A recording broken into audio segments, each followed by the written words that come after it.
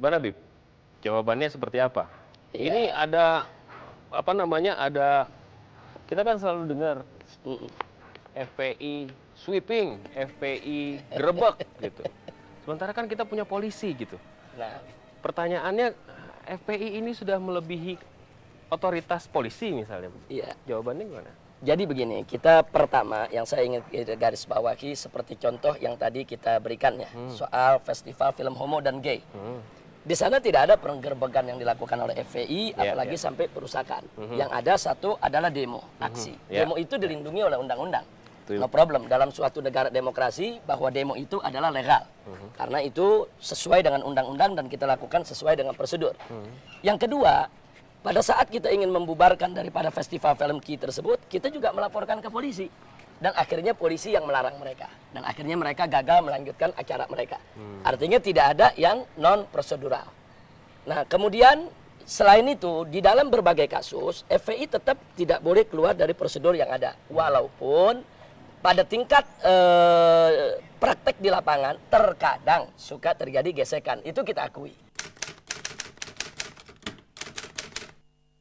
Tapi itu sama sekali bukan kebijakan organisasi. Karena manakala masa turun, kadang-kadang ada kejadian-kejadian yang di luar kendali atau di luar dugaan, bisa saja terjadi di tengah lapangan. Itu di luar kendali atau diinstruksikan oleh Habib? Atau Sebagaimana jajaran? tadi saya katakan, di kebijakan tingkat organisasi kita punya prosedur standar. Bahwa setiap aksi dalam bentuk apapun Tidak boleh ada tidak tindakan boleh kekerasan. melanggar daripada ketentuan-ketentuan yang ada. Intinya dua, bahwa gerakan FPI yang pertama tidak boleh melanggar undang-undang agama atau hukum agama. Yang kedua tidak boleh melanggar hukum negara. Manakala terjadi pelanggaran karena sesuatu hal, maka setiap anggota FPI, termasuk saya selaku ketua umum, harus siap bertanggung jawab secara hukum. Dan itu Nah, sudah karena terjadi. itu ratusan laskar FPI sudah banyak di penjara di mana tempat. Dan saya sendiri sudah 3 kali keluar masuk penjara. Artinya ini sekaligus menjawab, andai kata FPI itu sebagaimana diisukan, digembar-gemborkan, ada punya backing. Ada Jenderal X, Jenderal Y, atau mantan ada jenderal anu atau pejabat anu atau menteri anu, ini semua terbantahkan. Sebab kalau FPI punya backing, laskarnya nggak bakal ditangkap. Kalau saya punya backing macam ini, saya nggak 3 kali keluar masuk penjara. Nah, jadi saya pikir fakta membuktikan dan itu sekaligus menjadi jawaban. Tapi pertanyaannya adalah apakah memang hal semacam itu kan begini, itu kan berulang. Artinya kalau misalnya hal itu tidak diperbolehkan, paling tidak kan kejadian pertama menjadi pelajaran. Katanya kalau misalnya manusia tidak akan pernah jatuh ke lubang yang sama 2 kali, itu adalah makhluk yang lain. Saya nggak mau sebut binatang apa gitu ya. Tapi kan ini kejadian lagi. Walaupun belakangan ini kelihatan memang FPI agak apa ya, agak sopan begitu dalam tanda kutip, agak baikan gitu. Gimana, Bib? Orang kan nggak salah kan orang menduga bahwa FPI memang didesain untuk melakukan tindak kekerasan. Ya, jadi begini. Jadi yang perlu saya sampaikan bahwa dari awal mulanya FPI ini lahir, FPI berharap bisa menjadi satu kekuatan masyarakat untuk menjadi pengontrol, ikut membantu masyarakat melakukan pengontrolan terhadap ditegakkannya undang-undang yang menyangkut daripada amar ma'ruf nahi munkar. Karena kita mesti jujur, sebetulnya perundang-undangan di Indonesia ini secara umum sudah cukup baik. Artinya di sini pelacuran ada larangannya, minuman keras juga ada aturannya, perjudian juga ada undang-undang yang melarangnya, pornografi, pornoaksi, secara umum sudah cukup baik. Hanya di tingkat implementasi banyak pelanggaran-pelanggaran yang terjadi sehingga judi bisa merajalela di mana-mana. Kemudian film porno bisa dijual dengan begitu bebas, bahkan secara terang-terangan di pasar-pasar umum. Kita bisa lihat secara terbuka dengan mata telanjang. Nah, sehingga di sini FPI melihat bahwa perlu ada satu kontrol dari masyarakat yang kuat. Bagaimana undang-undang yang sudah bagus ini ditegakkan. Tapi itu kerjanya polisi. Betul, yang tugas untuk menegakkannya polisi. Tapi kan yang mendorong polisi mesti masyarakat. Yang membantu polisi kan mesti masyarakat. Yang memperkuat polisi kan harus masyarakat. Karena polisi kan manusia juga. Ada polisi yang baik, ada polisi yang tidak baik. Nah, kalau polisi yang baik, no problem. Undang-undang tadi dikerjakan, ditegakkan secara baik-baik.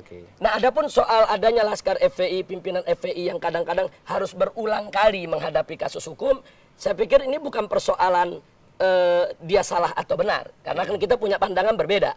menurut hukum negara kami salah, tapi menurut hukum agama yang kami yakini kami tidak salah. Ini ada perbedaan paradigma, ada perbedaan pandangan. Nah, kami hormati pemerintah yang ingin menegakkan hukumnya dan kami tetap berkeyakinan berpegang kepada hukum yang selama ini kami yakini sebagai umat Islam. Saya rasa semua warga masyarakat yang baik sepakat dengan itu. Masalahnya kemudian adalah apakah harus dilakukan dengan tindakan yang konkret. Konkret itu maksudnya kayak misalnya kalau ada polisi yang nggak benar sudah ada Kompolnas. Kalau misalnya Kompolnas tidak ada komisi di DPR yang menangani hal itu atau lapor sama pemimpinnya misalnya begitu.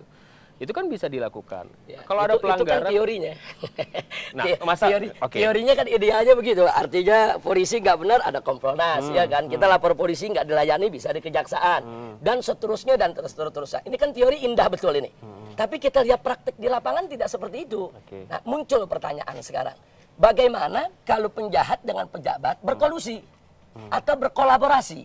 Apa yang harus dilakukan oleh masyarakat? Nah, itu juga jadi pertanyaan masyarakat. Nah, ini jadi fakta sebab kalau pejabat sudah berkolaborasi dengan penjahat, maka kejahatan si penjahat pada saat kita laporkan ke penegak hukum pejabat nggak ada artinya. Karena kejahatan mereka itu dilindungi. Nah, ini yang kita mau pecahkan. Nah, jadi bagaimana ini satu problem besar. Manakala pejabat dan penjahat tidak berkolaborasi, kita tidak punya problem. Artinya pejabat akan berpihak kepada rakyat untuk melawan kejahatan. Ya, masalah ini kan nggak akan tuntas. Artinya negara kita bukan negara Islam. Hukumnya juga bukan hukum Islam. Sementara FPI meyakini bahwa yang harus dikemukakan adalah hukum Islam, yang harus diindahkan adalah hukum Islam. Ketika itu berbenturan, berbeda satu sama lain interpretasinya, maka akan dipilih ya akan ngulang-ngulang terus dong berarti. Akan Jadi ada begini, kejadian-kejadian yang sama terus berulang. Saya ingin garis bawahi, saya sepakat Indonesia bukan negara Islam. Tapi mayoritas Indonesia juga bukan negara syaitan. Nah, kita mesti garis bawahi dulu. Jangan nanti ada konotasi Indonesia bukan negara Islam, berarti Indonesia boleh seenaknya begitu untuk melanggar hukum-hukum agama. Karena ada 3 landasan hukum yang diakui oleh negara. Pertama, hukum agama, kedua hukum adat, ketiga hukum sipil.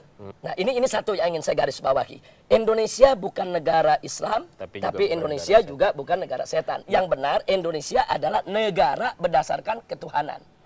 Nah, sekarang kalau kita bicara ketuhanan, apakah korupsi itu sesuai dengan nilai-nilai luhur ketuhanan? Nah, saya mau ke arah situ tuh. Pertanyaan saya adalah, ada yang menyatakan begini, ini FPI miras dilawan, pelacuran dilawan, kemudian misalnya aliran yang sesat lagi menyesatkan dilawan.